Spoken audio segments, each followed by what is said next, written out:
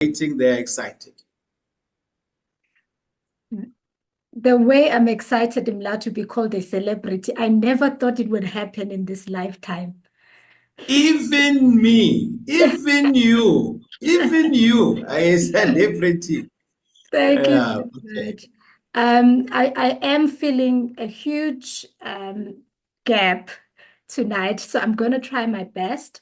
I am stretching myself beyond some of the things that I actually do. I'm not a business coach, but I am going to speak into business with the idea that I'm speaking to leaders in different spheres, but also who are building a business just like me. So whatever lessons that I've learned, whatever case studies I've read, I've incorporated them to this presentation. So feel free to engage with the content at the end. You can jot your questions on that on the comment section, and I will gladly say I don't know if I don't. All right.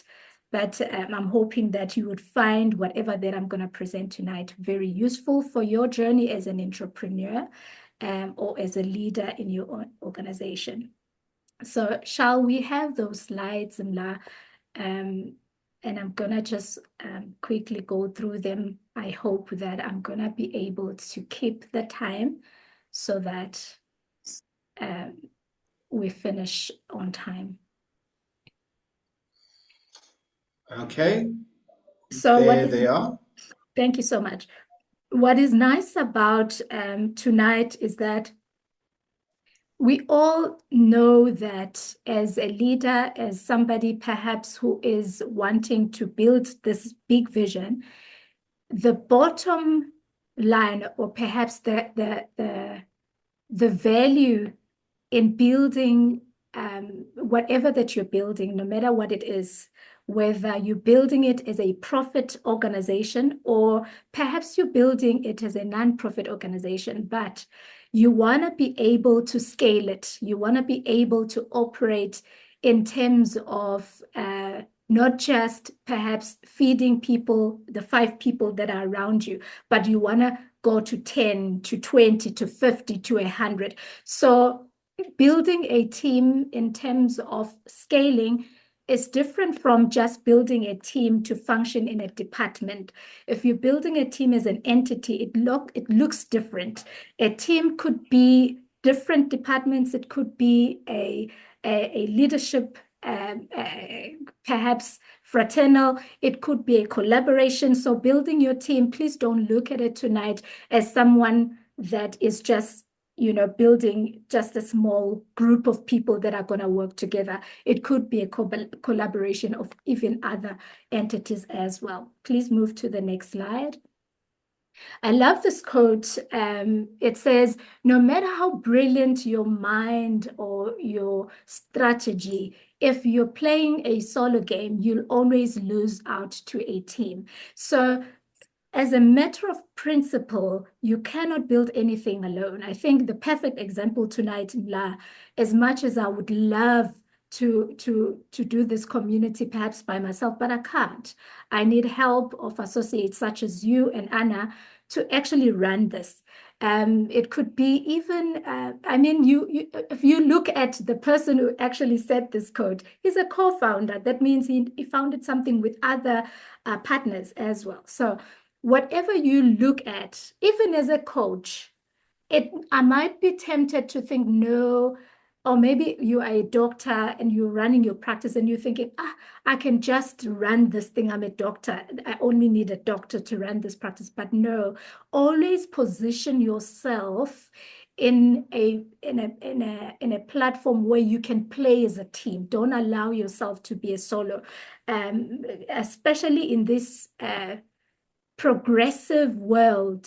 Collaboration is important, partnership is important, teams make sense more than just one individual. Please go to the next slide, Mla.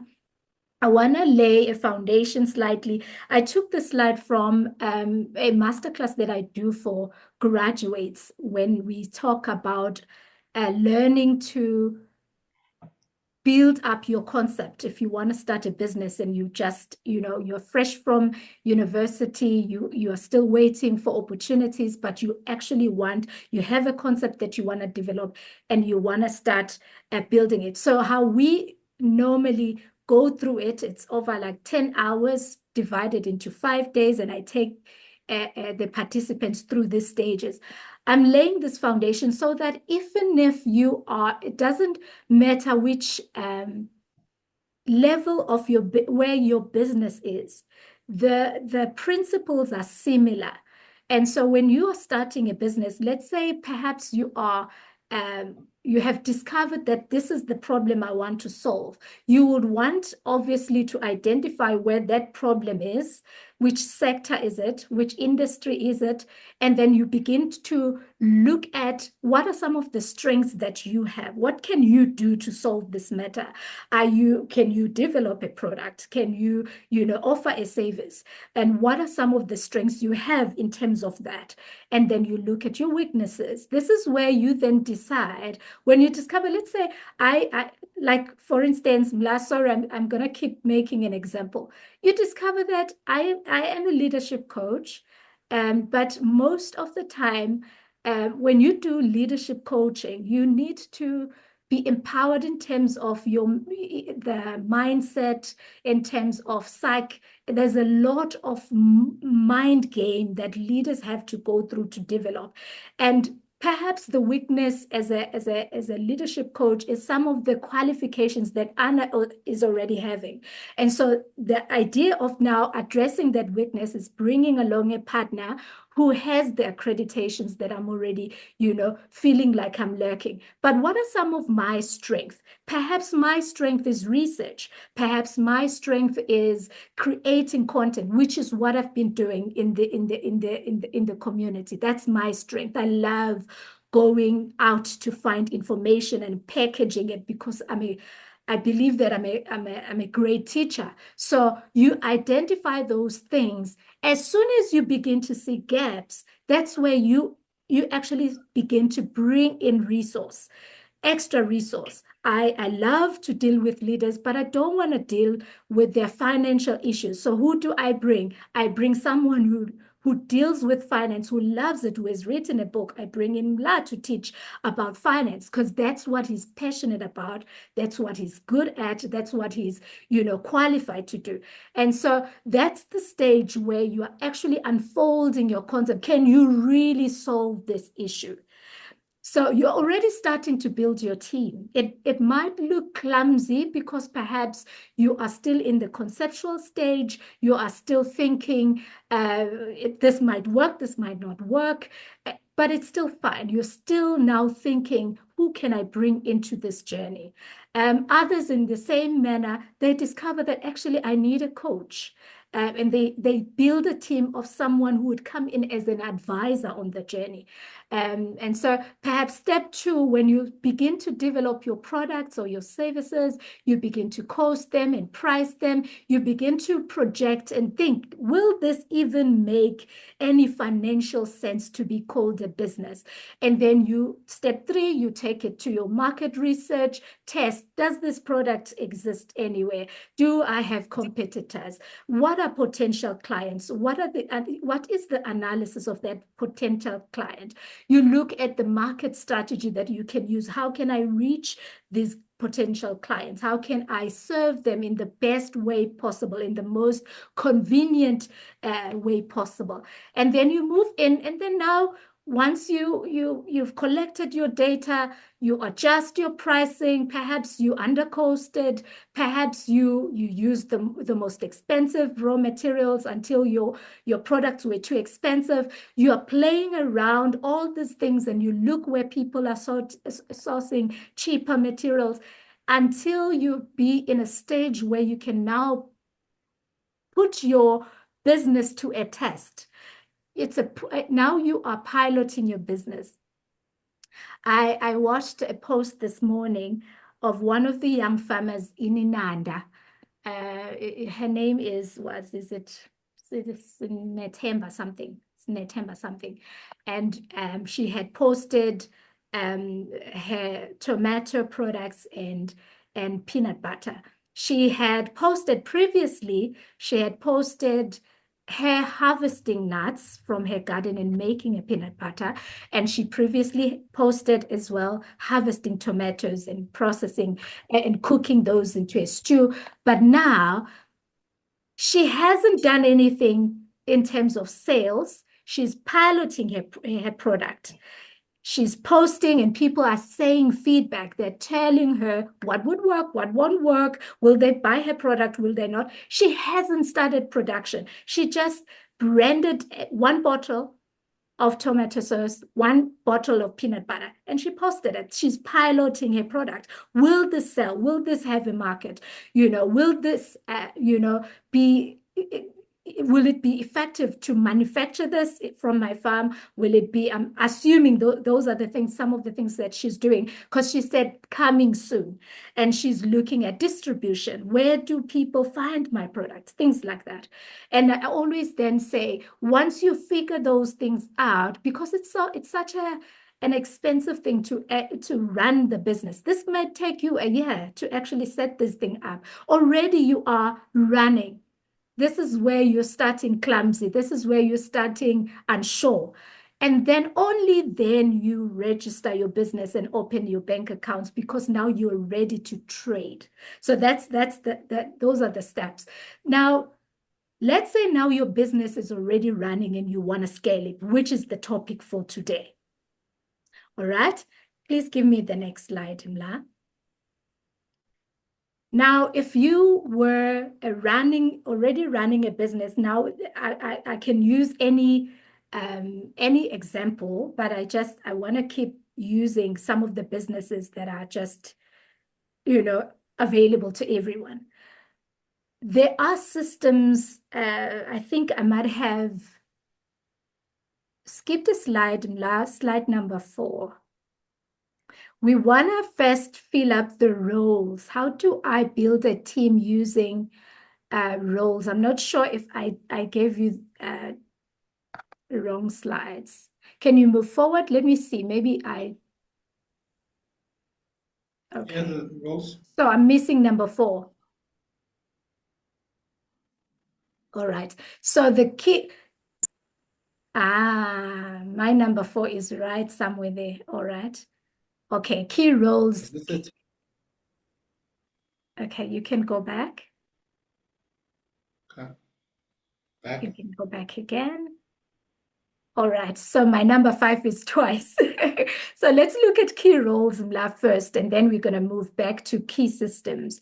So firstly, each time you want to scale, the most important thing is leadership, checking your gauge. Obviously, some businesses you start and you become the main person. You begin to look at the idea that you are the HR, you are the salesperson, you are the person who sends out invoices, you are the person who looks at all of those details. But when you scale, you can't be that person. You have to be aware of where most of your time goes, and you look at some of the tasks that you do. The first thing is you have to fill up leadership roles. I sat with another new startup about a year ago, and they were being so frustrated by their roles because when they started, it was a group of individuals invited to this startup. The leader did everything, and so each member just had a title, but they were not empowered. They didn't have like your job description, things like that. What am I doing? Perhaps as an operations person, what am I even doing? There wasn't anything. The important thing when you're thinking about roles, think function. What is that person meant to do?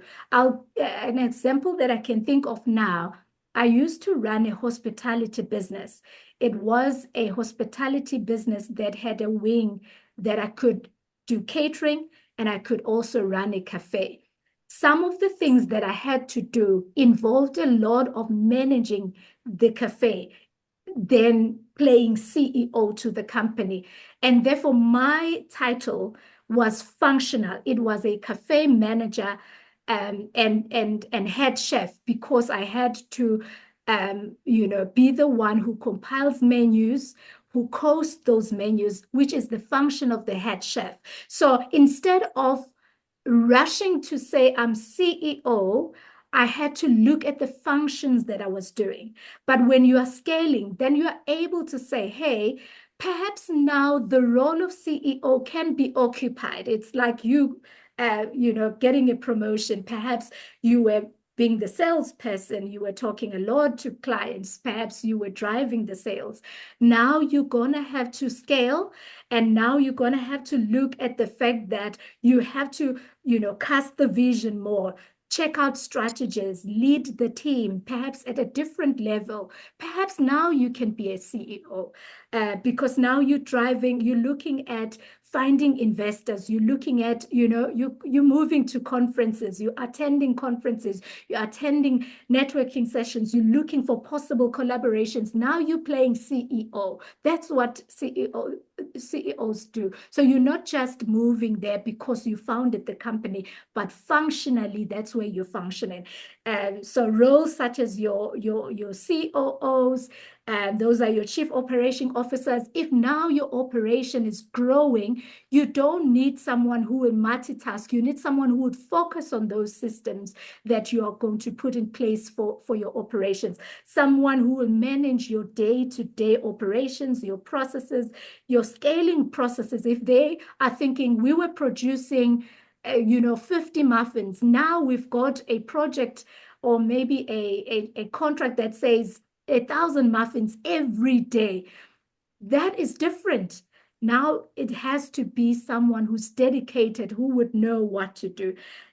Things like your CFOs, those are your chief financial officers. Now you want someone who would literally focus on looking after your finances and looking at your budgets, looking at fundraising for the company, looking at nitty-gritties of your furniture, your cash flow.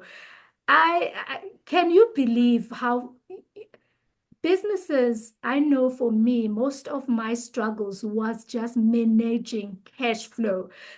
When you run a hospitality business, a client would come and they would order a service, and they will not pay 100%, they will pay 50%.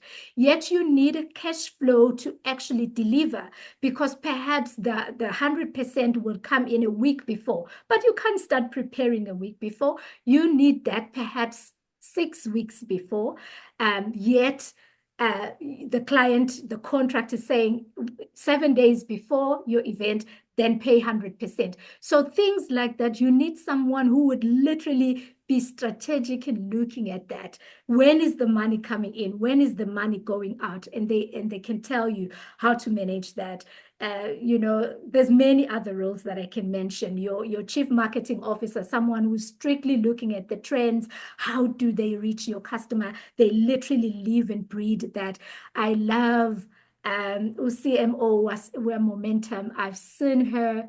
She is like on top of her game. You could literally think she owns Momentum, but she's playing her role and she's maximizing some of the scaling systems that they've put in place as a company. Things like, obviously now we're in a digital world, and it's critical that if your business, no, let me just not say if it's, no, it has to be in a digital space. You have to be able to have a structured technology, whether you are using it for marketing, use it to save your work on the cloud, whatever it is. But someone needs to take care of that, because should anything, God forbid, anything crashes, you need someone who would know what to do. So those are some of the roles that I can think of when it comes to leadership. But you can think of your business. What kind of leadership do you need? And it's not always the case that you should be the CEO. I've seen businesses where the founder is not a CEO because that's not where their strengths are. So yeah. And then can we move to the other slide that the systems? The systems, I think of them as you can think of them as departments in your business. It could still be one person within that division, but you still need to make sure that it's uh, nicely defined, because now it's not within you. It's not just a one-man show.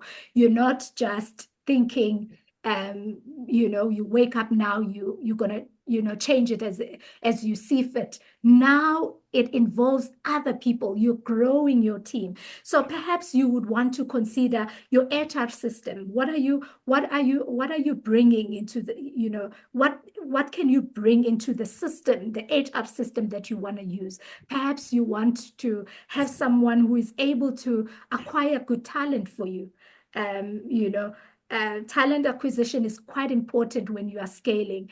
If you're not having someone who's dedicated uh, for talent acquisition, train talent that is coming in, making sure that they're well taken care of so that you retain them.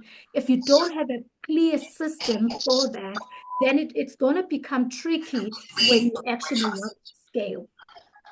And then another thing that you can put in when it comes to systems as well, it's your product and service development.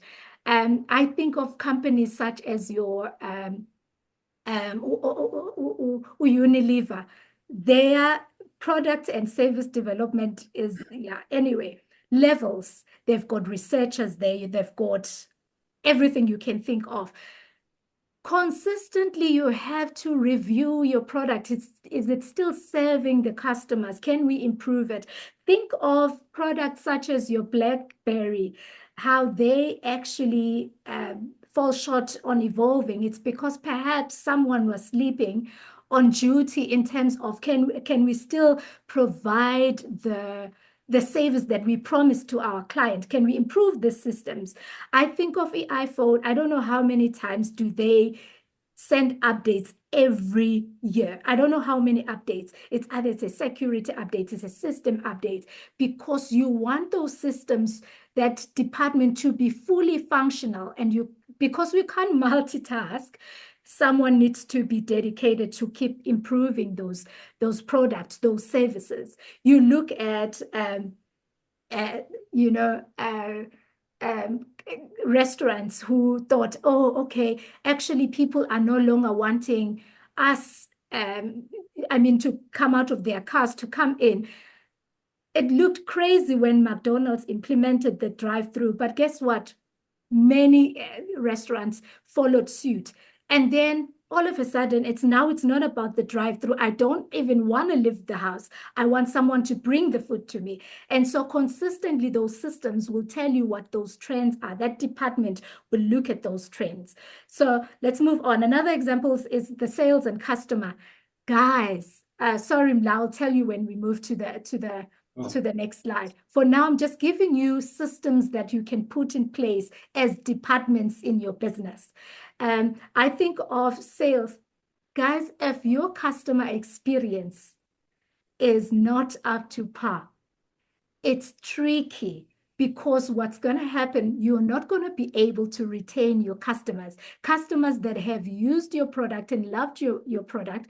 But if they come back and then they're not finding the consistency on your product, or the quality of the product is no longer the same, you're going to lose those clients. But who is thinking of that? It's the sales department. They know what the client wants, and they keep on bringing it to them. And then you're obviously, that depends how you want to do it. Other people, they want to grow revenue in terms of whether you're now choosing to say, hey, do we want to serve them differently? Those are the people that would start thinking of those things. It's not just going to be a CEO who would think of those things. The CEO will keep on looking at your North Star and keep charging people to the North Star, to the ultimate goal. And the people, your leaders, your leaders, your departments will bring in the goods, because the vision is clear. All right. Shall we move on to the next slide, Mla?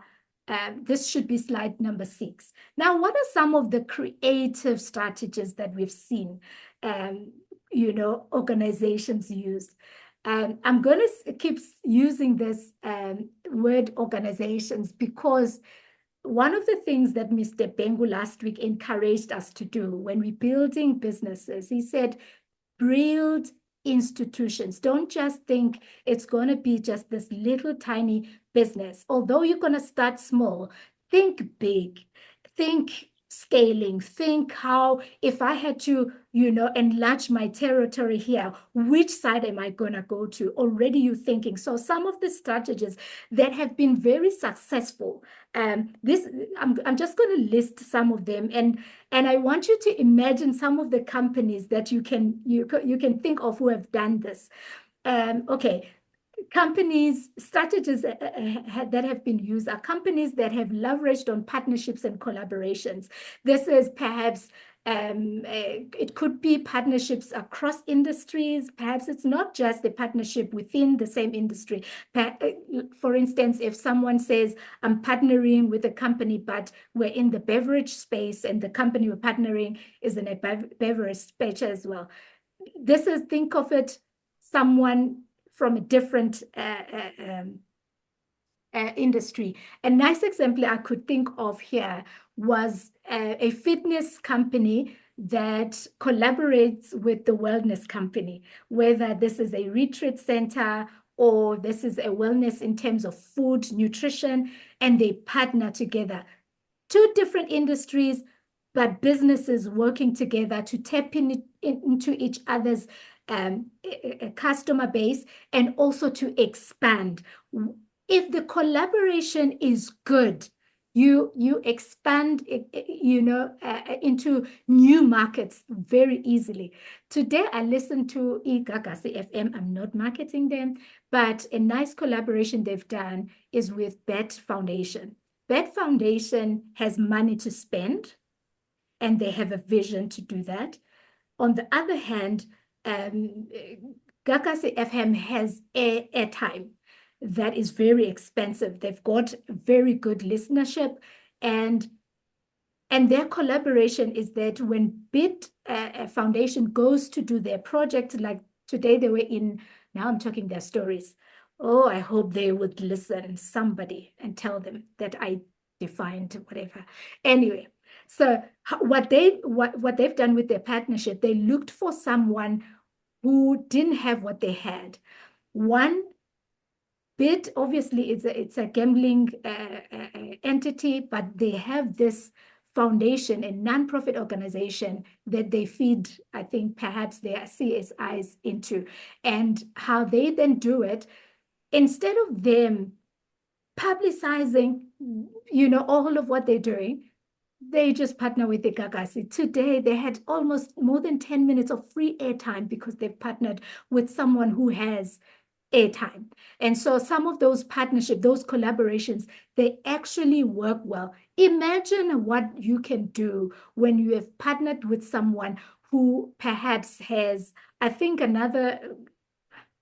anyway, you get my point. Now I was thinking of another collaboration that was really brilliant that I wanted to say, but I think I've said enough on this point.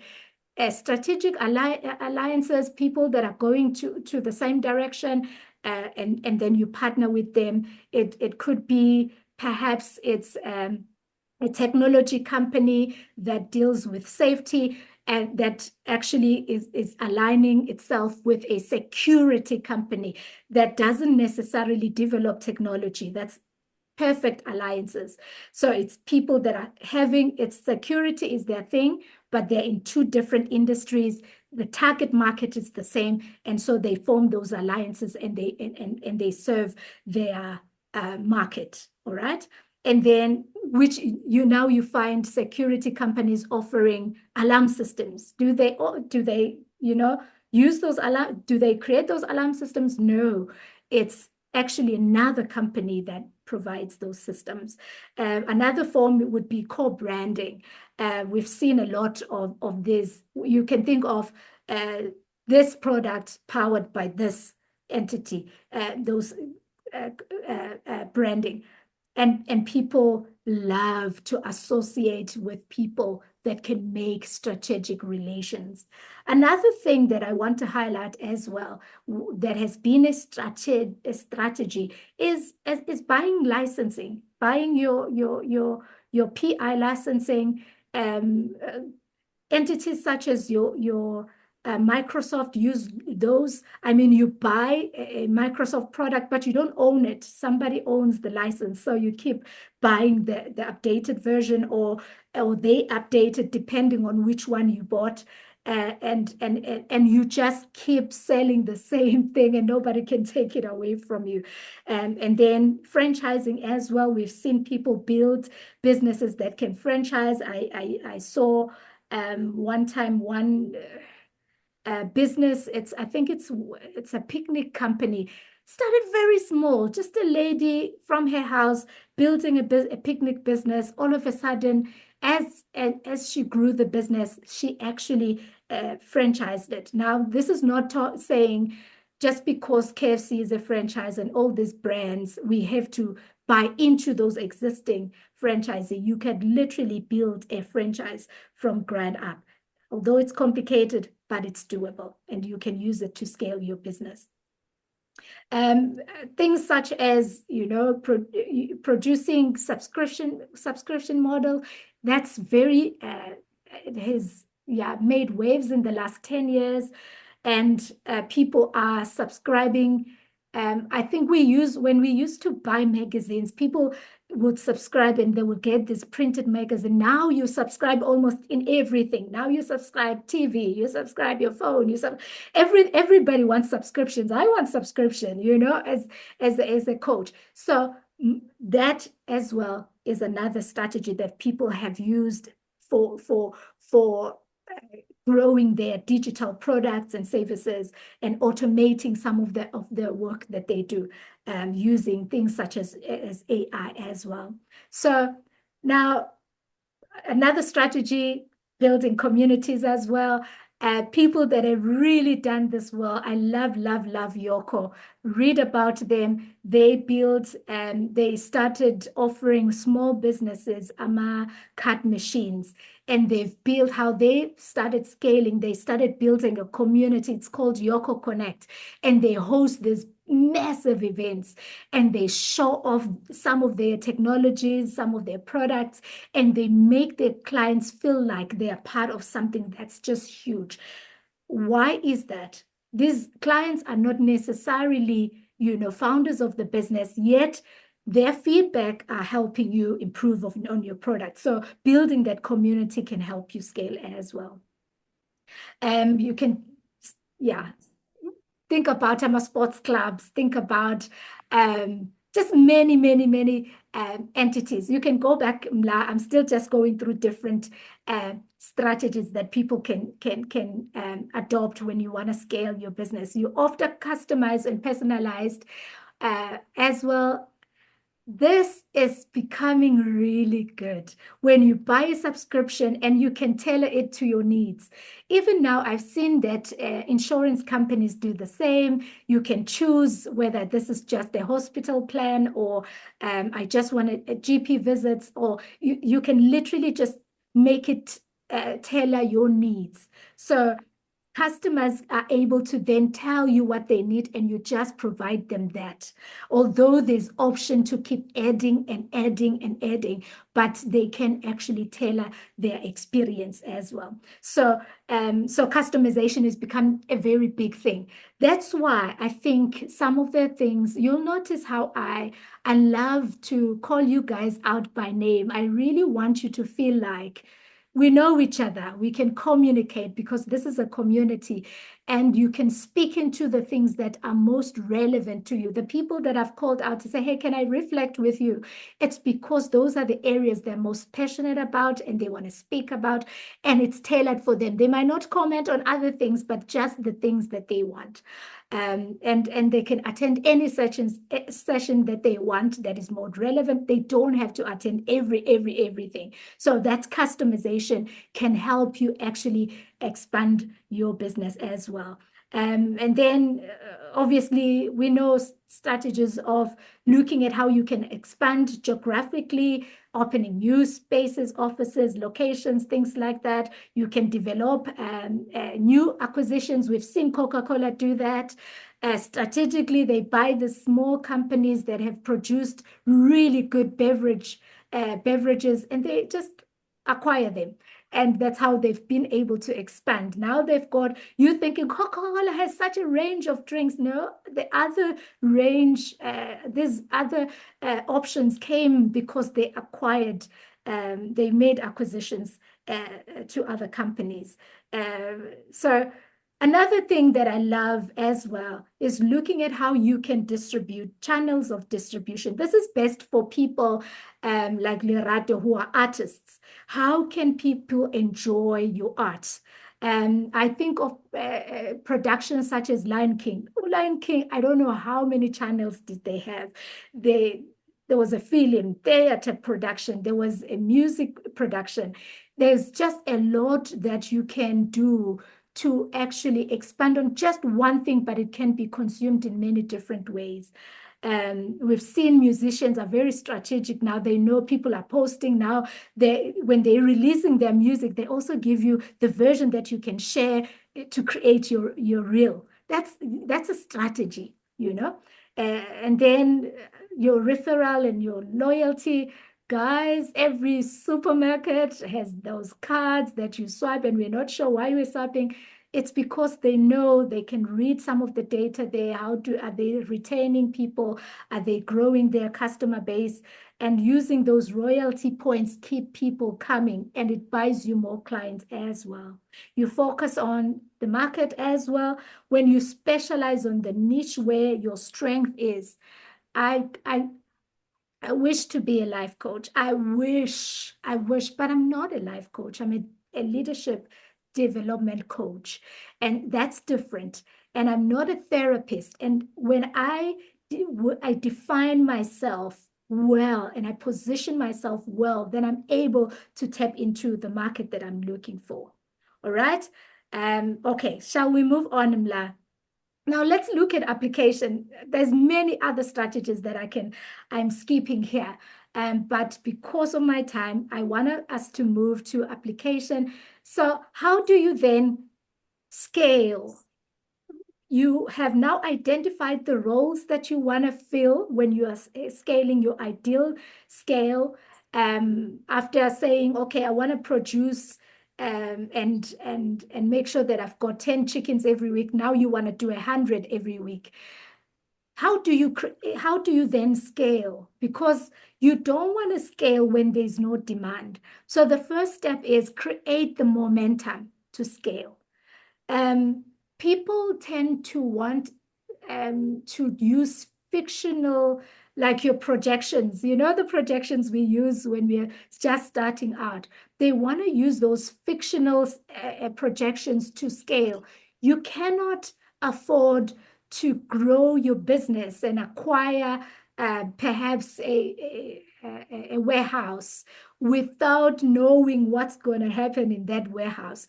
Although you are foreseeing a clear vision that is exciting, that a warehouse will have 500 employees, you cannot until there's a demand for that. So creating a momentum could look like, you creating a demand that will give you the challenge to grow. For instance, let's say you went and you sold. I love the story of Portia M. She went without the factory. She went and started consulting with distribution companies, and she started looking at how she can provide for those supermarkets and retails. As soon as she got that order, only then did she then moved to a bigger space. You can't sign a lease with the hope that it's going to grow.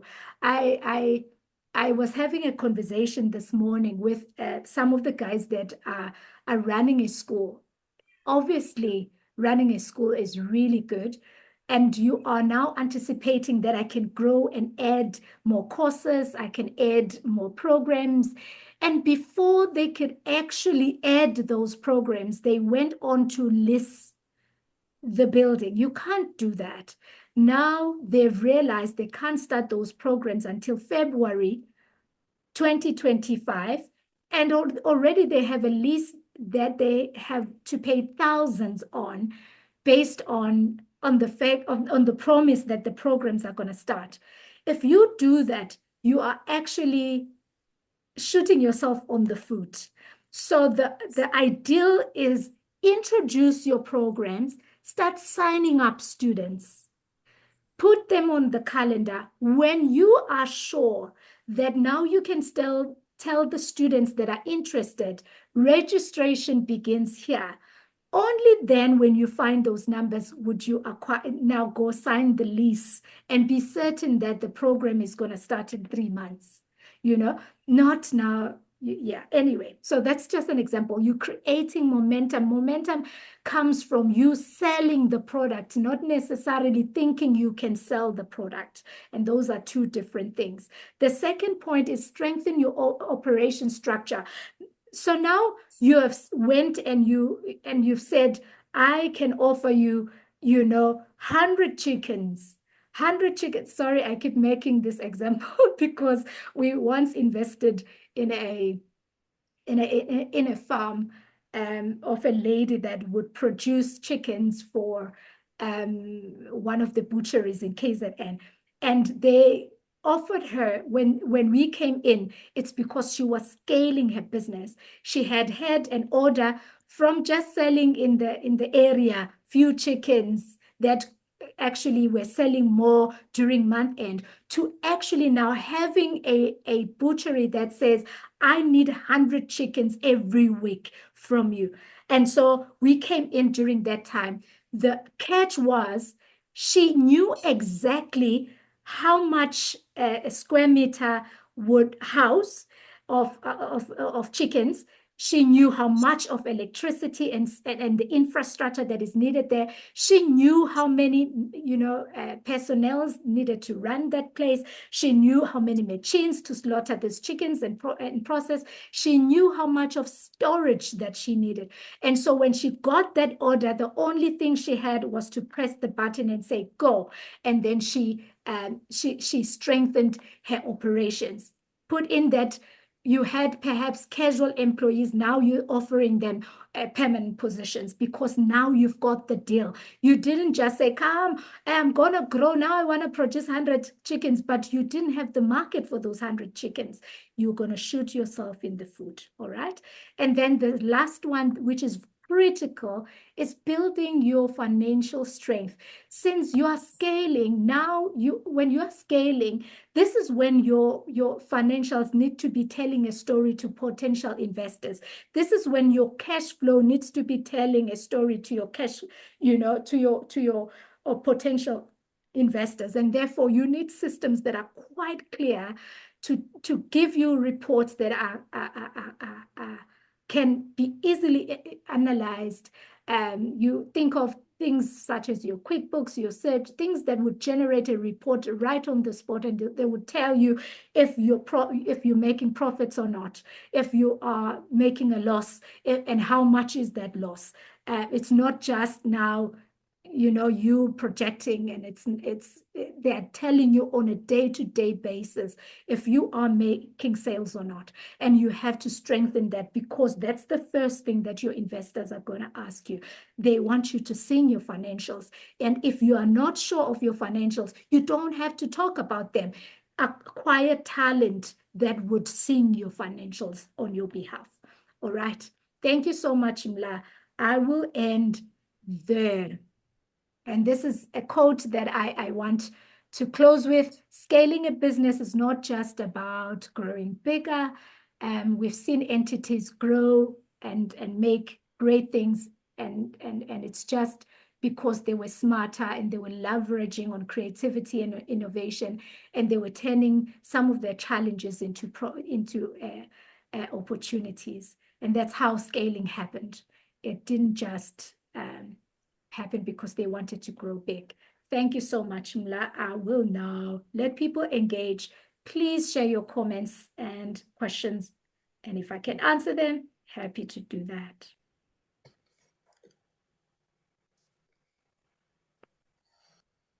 Thank you, thank you, thank you so much, Mabongi. Yes, that was definitely giving us some great ideas and insights on that critical journey of scaling. Because in as much as a lot of business do fail at startups phase, another very dangerous stage is that scaling up phase. So it's great to have this type of information when you are making that journey. So I've got some questions, but let me open it to the room. Do you have any questions? You can unmute? Zenzile? Yes, Zenzile. Please unmute and speak it.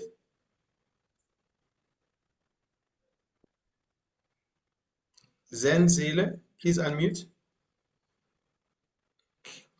Was your hand up by mistake, perhaps? Okay, Nomfundo, we'll start with you, and then Zenzile maybe would have fixed her issue. Thank you so much, Mla. I just want to firstly appreciate Mabongi. Thank you so much for sharing your insights.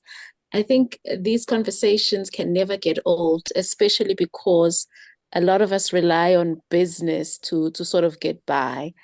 And particularly in emerging economies, you find that, business is a saving grace for a lot of the population. My question was around expansion, and I know it may be a technical question, but also from experience. How do you know that it's time, one, now to expand? And secondly, what should or how can you prepare for expansion? And I'm basing this question on on just experience with investors who say, look, this entity or this SME has a great product, a great solution, but they're just not ready to expand. So we can't bet on them because their systems they won't allow for the growth or the kind of growth that we require. Thank you. Yeah, I think that's so true. I think when you are looking at bringing people into your business, it really is about building trust with them. They have to be in a position to say, I trust this business. I trust this person would deliver what they said they would deliver. And it's unfortunate that you can only do that with a track record. So perhaps one of the things that I could say, when you find that you have pressure of bringing products to your customers, you are having more customers than you can give them the product, that's the time to expand, especially adding on your team. For instance, if someone is saying, I used to have orders, like 20 orders per week, now I have 40. And I don't seem to manage to deliver on time anymore. I tend to, it's either I'm slacking on delivery time or the quality is now dropping. That's the time you need to make sure you start feeding into making sure that you sustain the quality of your product and you sustain the quality of your delivery. Which means, for instance, if the business that I used to run, there was a time where I had to be the head chef. But at the same time, while you are wanting to deliver, you want to deliver quality. So when the pressure push, I need to actually invite another chef to come in. I can't then work alone in that. So that calls for the growth that I'm looking for. And it's not coming from just me saying, I need another chef. It was the pressure from a demand from my customers that pushed the growth. And so the systems then, you're looking at the idea that if I had to produce a toilet paper, same quality, 5 times, can I do it in one day? Can I do it for 5 customers? same quality, same time, 5 customers. If I can't, because already I know how much it takes me to produce this toilet paper, where I get my materials, how frequently I buy my raw materials. And if I can't do that, it's a call, it's a challenge that I can use as an opportunity of growth. I bring in new systems. That's how you grow. You put yourself under pressure. What we do, though, we are so afraid to grow. We insist on saving, even when we are now losing on the quality of the product, losing on the delivery time. You cannot let your investors see that you compromise on your quality and your delivery. And those are the things that buy their trust. I don't know if I'm answering you correctly, but what I'm certain of is that trust only comes by consistency of your quality and your delivery. Thank you so much. Yes, you've articulated very well. Thank you so much. Thanks, Nofundo. I wonder. Sorry. I wonder if I can poke you a bit, Fundo. Your company, your family company, Bobby Roy. Would you like to share a story, like 2 seconds of 2 minutes of how you guys have been able to scale? Because I know that you've scaled and you did it swiftly and you've put in systems. How have you been? You've worked in different provinces in South Africa. How have you done that in terms of just what you were asking me now? Sure. Thank you so much for the question. You're putting me on the spot here. But I think you are spot on 100%. We were very fortunate in that you always have milestones that you set for yourself as an entity to say, in 5 years, this is what we want to achieve. In 10 years, this is what we want to achieve. In fact, we were fortunate that we even sort of plotted the territories that we wanted to go into. And by virtue of that, you start making those meaningful relationships and creating systems. The systems came in by us defining what the roles are. And the one aspect was the visionary leadership, where you have to grow the heart of the company, the aspiration of the company, the strategic direction of the company. And then the other was the practical operations aspect, what needs to be done every day to support our service provision or product offering. And so we're able to articulate that. When we did that, then based on where we wanted to go, we had to first build the team or hire new people. So this is not, we really didn't, I think we did it slightly the other way around, where we brought in more people because we projected growth based on just the back end work we were doing. And so when the opportunities came, we just activated those territories because we already had people on the ground. So very particular, I think you articulated well around just having intent and a system in place and being aware of what the demand is for what you're offering, so you prepare for that accordingly. So that has been our model, and also 100% partnerships and getting the right people to sort of walk the journey with has been incredible for us as well. Thank you. Thanks, Funda. Hi everyone. Sorry, Mla, yes. sorry Mla, it's Zenzile. Yes, Zenzile. I'm Go ahead. sorry I couldn't find the unmute button and I wasted time there. I was looking. But otherwise, Mfundo asked exactly what I was going to ask. And the other question was, how do I know? Because I'm very new in this. I'm only 1 month old. I'm in an insurance brokerage space, and I do take insurance for mainly minibus taxis and e-hailing. And I did that before I started my own brokerage. And there's a lot of people that want to partner with me because I'm known in the industry. My face is known and I'm known to offer good service. How do I look out for scammers or people that want to partner with me just to kill my business? I think it goes on to the idea of what you want to build. Mr. Mbatas did mention that you don't have to. I think we've got this illusion that if we are honest, everyone is honest. And also Yes. we could also live in this bubble when we are very skeptic with everyone. And so you gotta balance the two. There are people that will mistreat you. That's a given. But there are people, as you make that leap of faith and you take a risk, that would actually become strategic partners to you. So clearly define what you are looking for. Um, is it a partnership? Is it an associate kind of relationship? With me in the coaching business, it's not necessarily a partnership that I'm looking for. It's an associate kind of a relationship. If I'm finding a client that I'm wanting to service and I feel like I need another element of what you offer, I want to bring you in as an associate. And so define what you are looking for. Others are just friends that you can always just bring along as friends because you are going to the same direction. You don't have to do anything with them.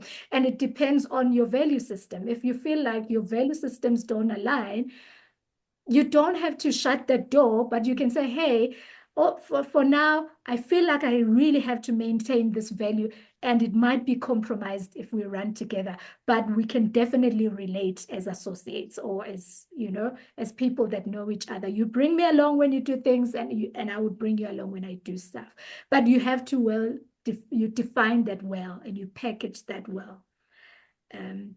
Make sure it works for you 50-50 because sometimes you can be polite and someone is gaining 70% of you while you're getting a lousy 30%. So make sure that Thanks, it's Mabongi. balanced. Yeah. That's a powerful answer because you mentioned values. It must align. Thank you so much. This was such a nice session. Yeah, I'm opening my eyes slowly. Thank you. You're most welcome. Okay, thank you, everyone. We have gone a bit above time, but if I can just please share briefly, I think one of the things you touched on, Babongi, which is very critical, is that as you scale, do your best to build systems. There's another speaker that says that system stands for save yourself time, energy, and money, right? Because the bigger it gets, the more things have to be done. And if they can be systematic and be systemized, it really, really does help you along of the way. And for me, something that I think is very powerful that you did mention as well is collaborations and partnerships. Really look at who could you work with in a collaborative manner. For example, right now I started a new partnership with Genago Communications and Marketing, and we are going hunting together. So I bring the financial education, they bring the communications and media space, and together our proposal is stronger, and we can do campaigns that happen to be about financial education. So see how you can work with others and go hunting together and then obviously share the spoils. So I think those are very powerful things. I think That's a brilliant example, Mla, of collaboration. yeah, I think and I also think as Umuzomnyama, we really need to start looking at licensing. Licensing really is the one where you can find yourself at La Lucia Beach, Gabo 11, and others are delivering the things that you have licensed and you are earning. So thank you so much. And the other great example that I liked was multiple income streams can come from the same business. You don't necessarily always have to start a new business for multiple income streams. So, for example, Manifundi you'd pay me a speaking fee for the speaking thing, but then I always usually work also the book into that booking. So now it's two income streams, but essentially one business. So also look at your business in terms of master classes. And master classes. So how might you expand with the same sort of skill set, but then have another offering that expands on it? So that's another great way to scale. But we are out of time. If there's one more burning question, I can give that person a chance, and thereafter we can then close. Is there a burning question? Any hands? Any hands? All right. Okay. No, I think everyone has been answered, and everyone is saying on the comments, very empowering session. Thank you so much for this session. Very informative, amazing. Thank you, Mabongi, for sharing your insights. And yes, guys, thank you for your time, and wish all your business endeavors growth, your careers growth. And remember the nuggets and the gems that you learned today as you travel that journey. Thank you so much. Enjoy your evening and enjoy dinner.